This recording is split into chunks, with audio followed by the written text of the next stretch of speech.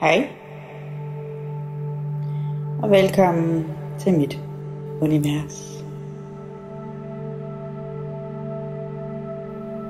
Denne optagelse er lavet for dit velvære og for at finde din indre balance. Vær opmærksom på, at når du lytter til den her hypnose, så skal du være afslappet et sted, hvor du kan føle dig tryg,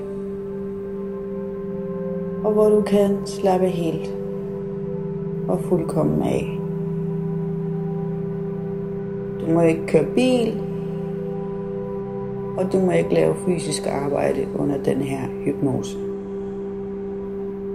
Al hypnose er selvhypnose, så du kan være tryg i, at du hele tiden er i en vågen tilstand,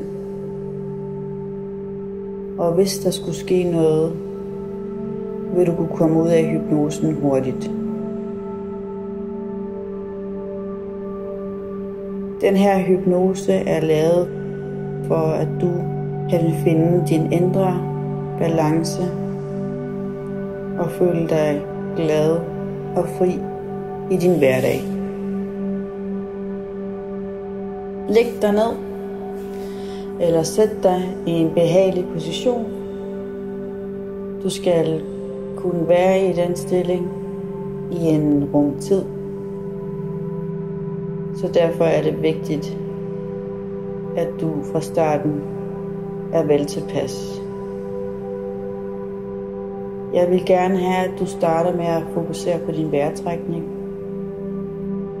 hvor du laver dybe indåndinger ind igennem næsen, holder vejret og puster ud igennem munden. Når du trækker vejret ned i lungerne, så forestil dig, at din mave er en ballon, og du trækker vejret hele vejen ned i maven. Når du bagefter puster luft ud gennem munden, så er det som når du puster luften ud af en ballon. Lav disse vejrtrækningsøvelser 3 gange.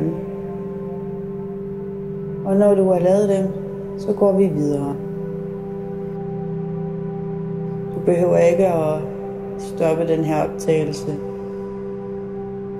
men bare fokusere på din vejrtrækning.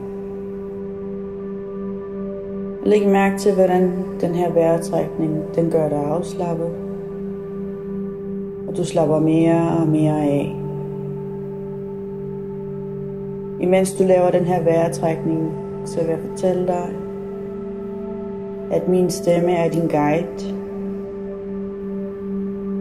og derfor skal du bare fokusere på min stemme. Og undervejs kan det være, at du begynder at tænke, drive, flyde, slippe og slappe af og miste fokus, men det er okay. Og på et tidspunkt vil min stemme igen føre dig tilbage til at være opmærksom på det, jeg fortæller dig. Der er intet, der er forkert. Alt er rigtigt. Nu skal du bare slappe af og mærke, hvordan at du bliver tung i kroppen.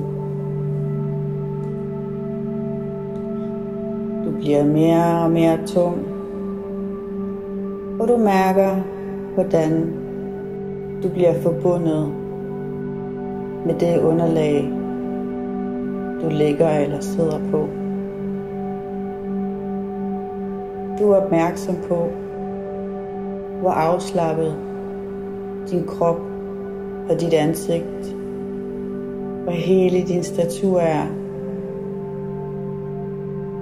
Du mærker, hvordan at du begynder at slippe kontrollen og bare lytte til min stemme.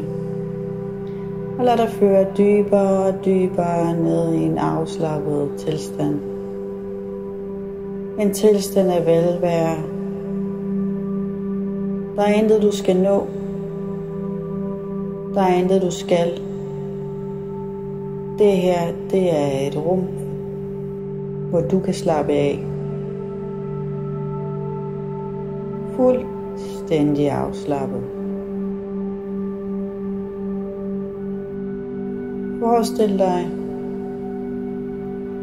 at i kronen af dit hoved er en skabt forbindelse mellem dig og universet. Og universet fylder dig med et lys ned igennem kronens chakra og hele vejen ned igennem dit hoved.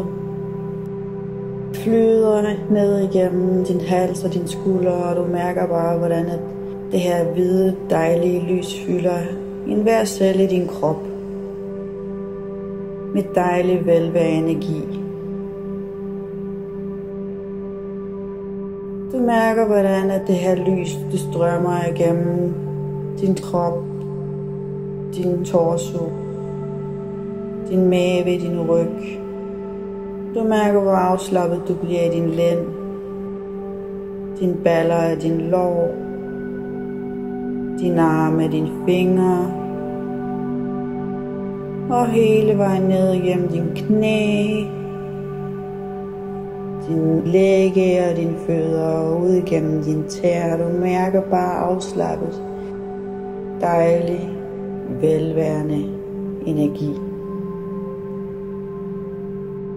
Det føles så dejligt ukompliceret, og du giver dig selv lov til at mærke den her dejlige velvære og afslappede energi. Dybere og dybere. Læg mærke til, hvordan at ord som dybere og dybere og mere gør dig afslappet. Og når jeg siger dybere og dybere og mere, så bliver du 10 gange mere afslappet, end du var før. Og 10 gange mere afslappet, end du var og bliver. Hele tiden mere og mere. Dybere og dybere. Så tillader du dig selv at slippe og blive mere og mere afslappet. Jo mere du tillader dig selv at slappe af, jo mere tillid du udviser, des bedre virker den her hypnose. Så lad dig føre og lad dig afslappe. Fuldstændig tung. Det føles så dejligt afslappet. Og du mærker bare det her lyse velvære, der fylder dig i hele din krop. Dybere og dybere. Mere intenst.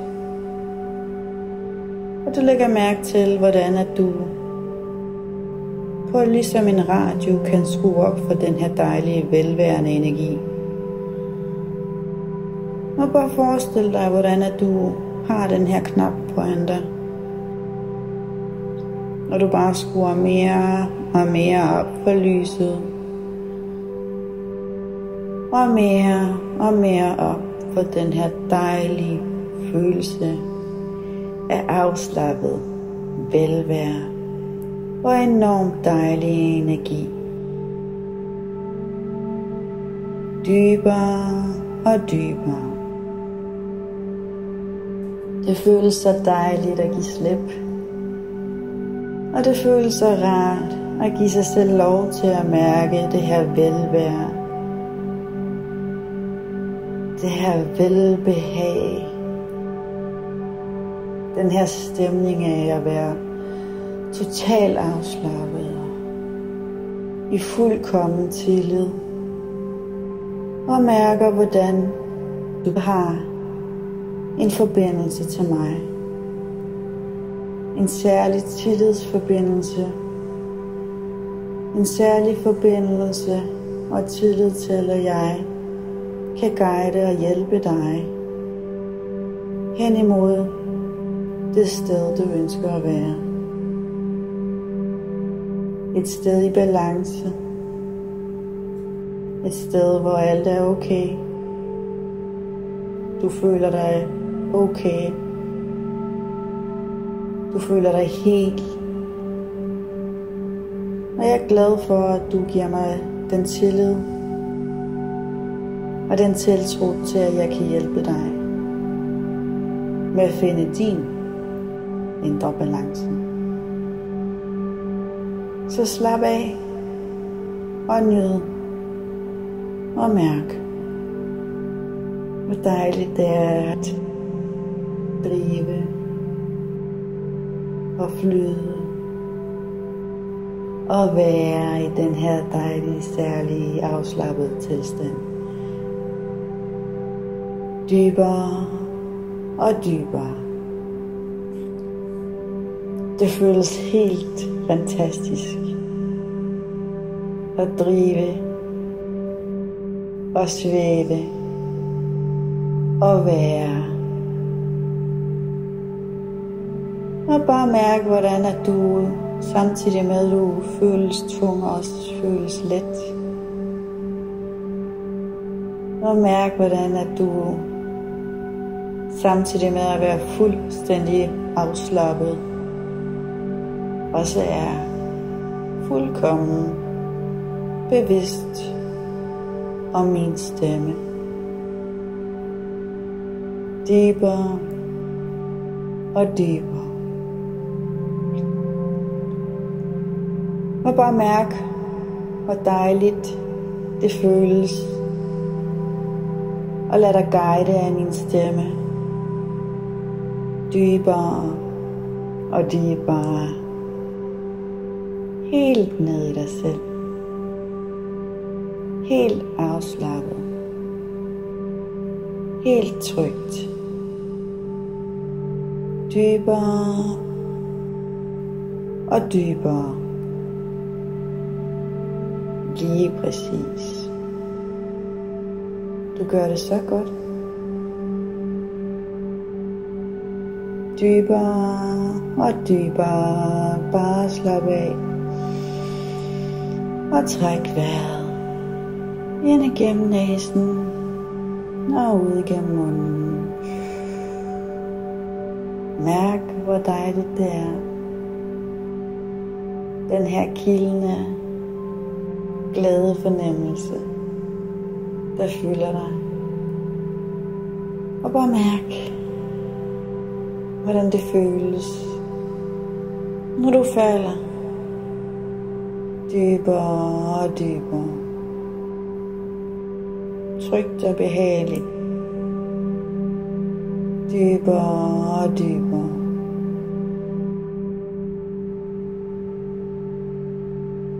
Forestil dig, at du står et trygt sted.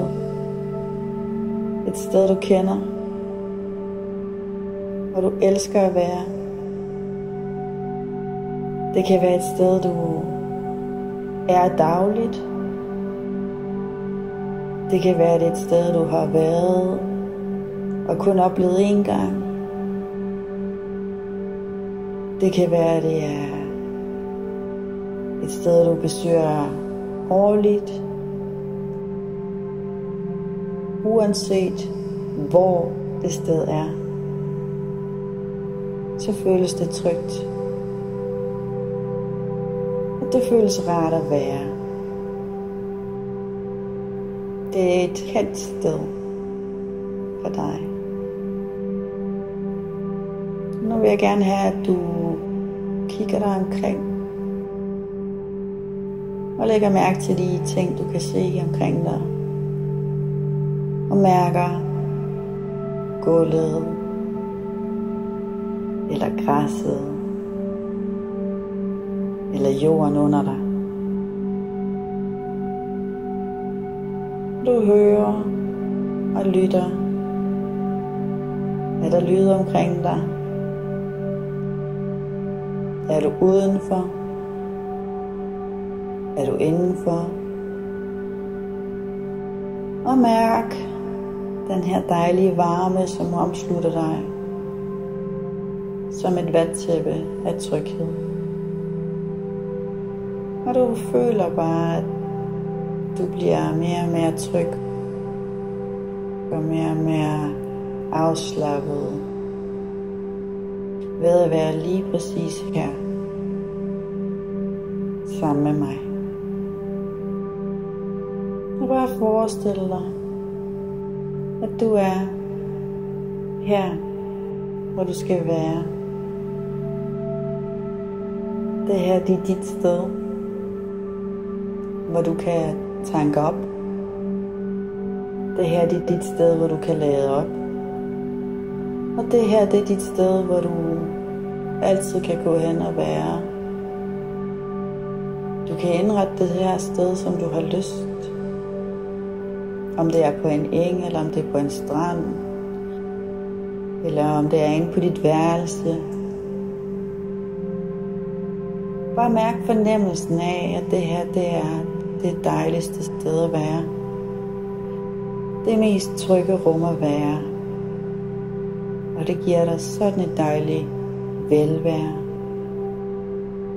Og en kærlig, fredfyldt energi, der bare fylder dig dybere og dybere.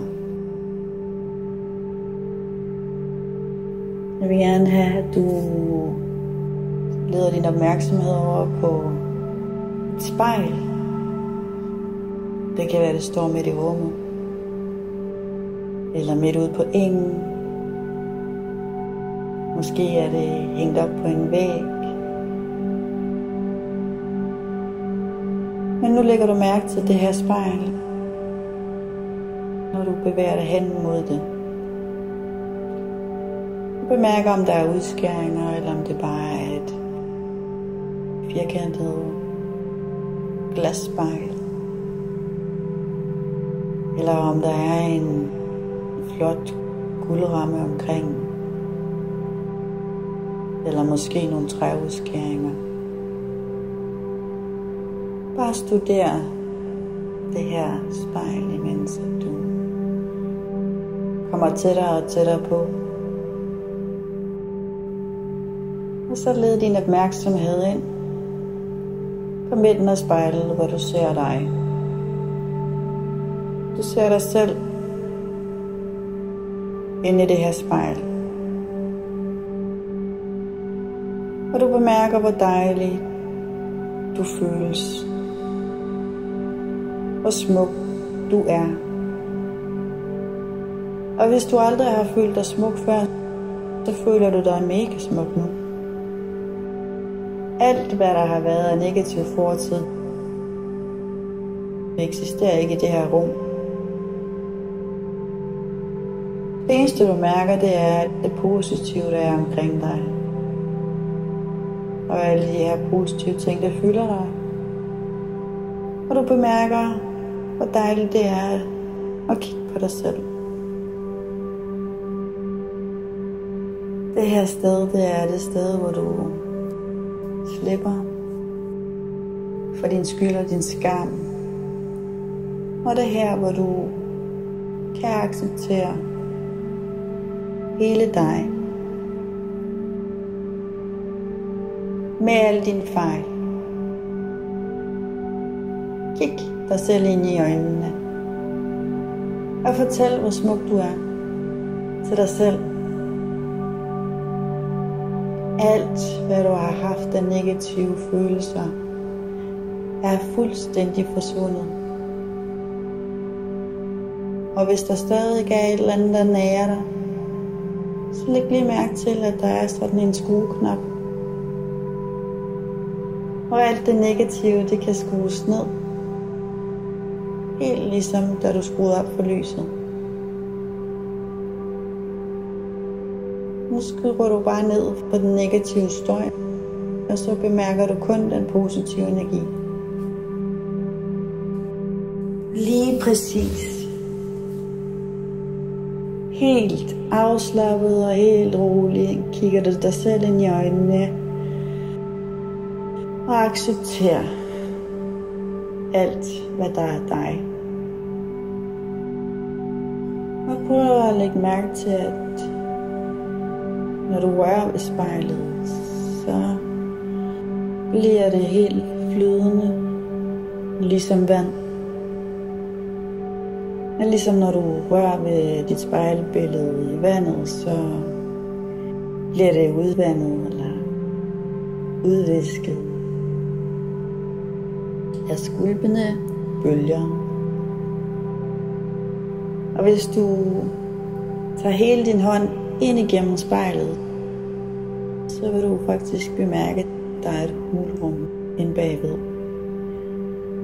Og at du faktisk kan gå igennem spejlet. Og du skal være helt tryg. Og bare føle, at det er helt okay at gå ind igennem det her spejl. Og du mærker bare, at der sker bare en dejlig, fantastisk, fri følelse, når du går ind igennem det her spejl. Og du kommer ud på den anden side, hvor du nu befinder dig på en eng midt i en smuk natur. Du er på en solplet, og du har lyst tøj på. Du vender dig om, og du ser dig selv i spejlet med dit nye lyse tøj. Og hvad du følte før af kærlighed og lykke, fylder dig 10.000 gange mere nu, når du kigger dig selv i øjnene.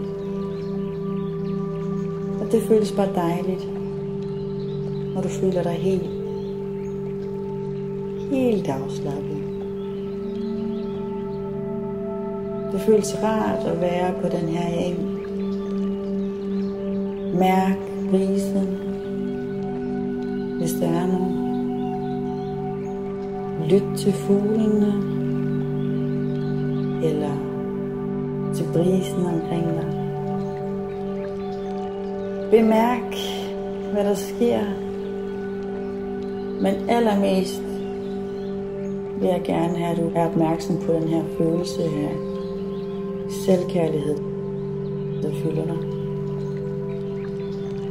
Og sammen med den her selvkærlighed fyldes du op med en accept. En accept af dig som det hele menneske. Hvad end din fortid har været,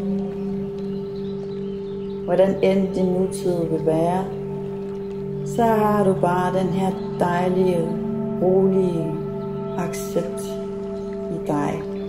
Om at alt, hvad der gør, hvad der sker, hvad der bliver, det er okay. Og du fylder dig helt op med den her dejlige selvaccept. Den her fantastiske følelse af at ikke være afhængig af andre, men af din egen accept. Og du tilgiver dig selv for alle dine fejl og alle dine mangler. For det er sådan, det er med os mennesker. Vi er alle perfekte, uperfekte. Og vi finder det perfekte i det uperfekte. Og alle dine uperfekte skavanker og uperfekte reaktioner og uperfekte handlinger, de skaber hele dig. Og alt, hvad du kan rette op på, kan du rette op. Og alt, hvad du ikke længere skal bruge, skal du lægge fra dig. Usunde reaktionsmønstre, dårlige vaner, irritationer, små problemer, skænderier. Læg dem fra dig og bare mærk, hvordan det føles så dejligt at slippe af med den her tunge byrde. At det faktisk er okay at slippe af med al den her negative load. Den her negative oppakning. Negative følelser. Det er okay at slippe de her dårlige ting omkring dig, som du ikke behøver eller skal bruge. Og bare mærk, hvordan det føles at være overbevist om, at hvad end der kommer, det kan rettes op på. Og hvad end der ikke er behov for længere, det kan smides væk. Og acceptere, at det faktisk er muligt at ændre på sig selv og i sit liv. Og det faktisk er helt okay at give slip. Vi har svært ved at slippe vaner indimellem, men her er det helt nemt. Og du har aldrig følt det så nemt som nu. Den her følelse af at fuldstændig acceptere, at alt kan slippes. At alt kan ændres. Og alt er okay. Kig dig selv i spejlet og se, hvordan den her ændring den påvirker dig, og hvor meget smukkere du er nu, efter du har slukket. Bemærk, hvor smuk du følte dig før, og bemærk, hvor smuk du føler dig 10.000 gange mere nu, og hvor fri du føler dig mere nu. Og prøv at lægge mærke til, hvor helt du føler dig, og hvor nemt det føles at være så hel. Og kig dig selv ind i øjnene, og nu kan du omfavne dig selv på begge sider. Ind i spejlet. Og bare kram og knuge dig selv ind til dig. Og kig dig selv i øjnene. Sig undskyld for alt du har forsømt i dig, for alt du ikke har gjort godt ved dig, og for alle de fejl og mangler. Og når du siger undskyld, så skal du også kunne rumme og acceptere den undskyldning. Du siger okay og tak. Og så giv dig selv den her dejlige, varme, fyldige, fulde kram. Og bare mærk, hvordan du bare fyldes med kærlighed. Du fyldes bare op med den her dejlige, varme, strålende, kærlige energi til dig selv og til alt omkring dig. Og du mærker, hvordan når du er fyldt op med kærlig energi, at du bare i overflod kan give den her kærlige energi videre til alle andre omkring dig. Og hvad end der har været af dårlige følelser mellem dig og en anden person, det er slukket. Du mærker, hvordan det er slukket. Helt uden at du egentlig havde fokus på det, så er du bare helt afslappet. Der findes ikke noget negativt i dit liv lige nu. Og du mærker bare, at den her fantastiske følelse, den fylder dig helt ned fra tæerne og ind igennem fodsålerne.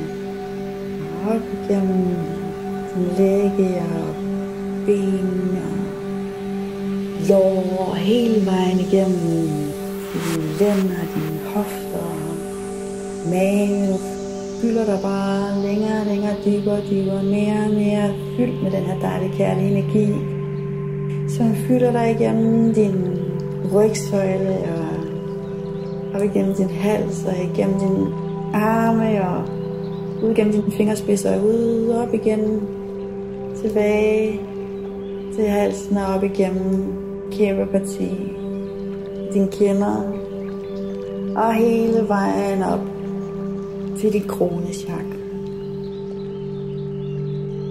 Og det føles bare så dejligt, at du har lyst til at grine. Og det kilder bare over det hele, og det er så fantastisk at føle dig så fri, så glad og fuld af accept. Fuld af accept for dig selv, og fuld af accept for alt omkring dig. Du kan næsten ikke føle dig mere glad, men det kan du. Det føles bare så rart og så magisk, og du indånder den her lykkefølelse, og du lader den fylde dig op. Og du er taknemmelig for, at du tillader dig selv at blive fyldt op med den her kærlige, lykkelige følelse. Du fuld accept og forståelse af dig. Fyld dig helt op inden til dine celler og helt igennem de små partikler i universet. Du kan mærke, hvordan du forener med universet, og universet har dig. Du har styr på det. Og bare lad dig være i det her fantastiske følelse nu. Og lad dig bade i den her følelse. Den her dybe, dybe ro inde i dig. Du er okay. Alt er okay. Og nu er du klar. Nu er du klar til at gå tilbage ind igennem spejlet. Vend dig om og kig dig ind i spejlet. Og så se forandringen. Se forandringen af dig og vend ryggen til at gå videre. Videre op ad trappen. Den her magiske trappe, som fører dig tilbage til dig selv. I det sted, hvor du er nu. Hvor du har lagt dig. Eller sat dig. Du mærker, at for hvert trin du tager, jo mere lærer du den her fantastiske følelse, som at du har fundet. Og for hvert skridt du tager, så bliver den her følelse mere og mere forankret i dig. Dybere og dybere, og du føler den mere og mere. Og så hvert skridt du tager, så bemærker du, at den her følelse, den bliver lagret ind på din ryggrad. Den bliver en del af dig, og du er en del af den, og du er en del af universet, og den her balance og ro, den følger dig resten af dit liv. Fra nu af. Og du er overbevist om, at alt det her, det er rigtigt. Fordi du tillader det at være rigtigt. Og det føles så dejligt og så rart at acceptere, at det er helt okay. Og føles godt. Og det er helt okay at acceptere. Og det er helt okay at give slip, og det er helt okay at føle ro. En dyb, dyb ro.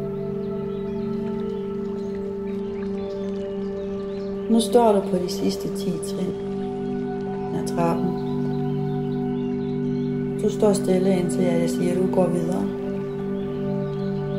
Og her står du lige og sunder dig og lærer de sidste magiske følelser og putter dem ind i din ryggrad. Og nu er det tid til, at du skal tilbage. Så de sidste 10 trin er de trin, som får dig tilbage til det sted, hvor du har sat dig eller lagt dig. Tilbage til dit liv. Så du føler, at det er dejligt at komme tilbage. Det føles rart. Du går op ad trappen og fra jeg tæller 1 til 10. Og på tallet 10, så vågner du. Og for hver tal jeg siger, og for hver tal jeg nærmer mig 10, så bliver du mere og mere sikker og overbevist om, at det her det er det rigtige valg for dig. Det her det er den rigtige følelse for dig, og den her den skal forblive dig. Dybere og dybere, mere og mere. Du har den her fulde tillid til, at alt er okay.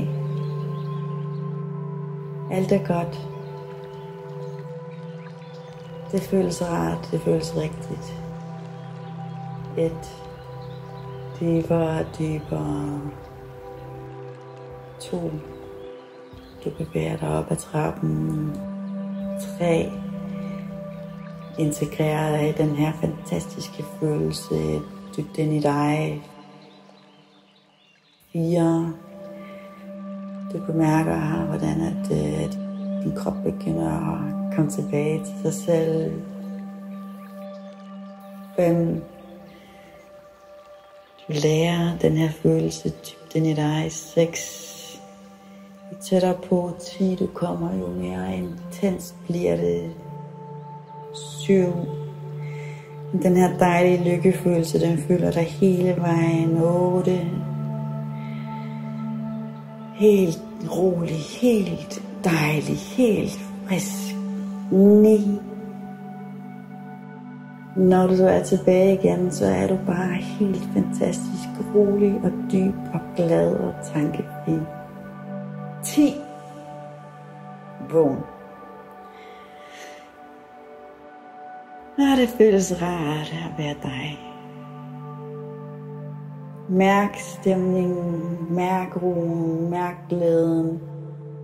Og mærk, hvor balanceret du er nu. Åbn dine øjne og gå ud og nyd resten af din dag.